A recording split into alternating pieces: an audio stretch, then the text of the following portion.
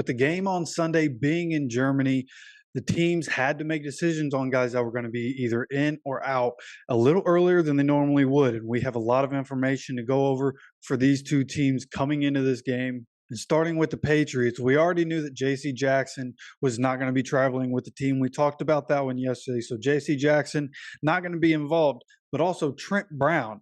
We were wondering if Trent Brown was going to come back. He has an ankle and a personal issue that he's dealing with. And you thought, maybe Trent Brown going to end up playing. He is not traveling with the team to Germany.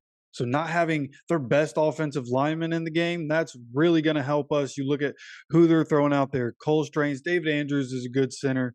City Sal and Mike Onwenu. I might have botched a couple of those names. Who cares? We're going to dominate them this week. Again, David Andrews is a good center, so might not dominate David Andrews, but we have DeForest Buckner in the middle. So, what the defensive line was able to do last week against the Panthers, I think we'll be able to emulate that and force Mac Jones into some bad throws, just like we were able to force Bryce Young into some bad decisions.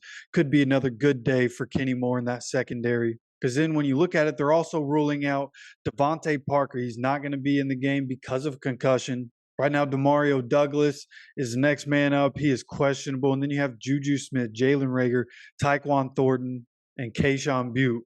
Right? Kendrick Bourne already on the IR. Devontae Parker out. Again, this should easily be the best game for our secondary. It's going to be hard to top Kenny Moore having 2 pick sixes. But overall, the defense should absolutely dominate this game. And for the Patriots defense right now, Dietrich Wise Jr., he's still questionable. Christian Barmore, still questionable. Jawan Bentley, also questionable. Jonathan Jones is questionable. And Miles Bryant is questionable. A lot of key names on that defense. Again, Marcus Jones, Christian Gonzalez, a couple cornerbacks for the Patriots on IR, and J.C. Jackson not going to be there. So the offense has an opportunity in this game to be able to get something done. Okay, but then you go and look at the Colts and their injury report for Thursday. The guys that did not practice were Juju Brents, Josh Downs, and Drew Ogletree. Guys that were limited participants in practice, Zaire Franklin, who came back. Looks like we might actually have him. Then you have Alec Pierce, ankle. I assume he got hurt in practice. We'll see what happens there. He has not been ruled out at this point, but he was a limited participant. And the guys that were ruled out already, Juju Brents, which we kind of expected. We also expected Josh Downs and Zaire Franklin to be ruled out, but Josh Downs, even though he didn't practice, he has not been ruled out so far.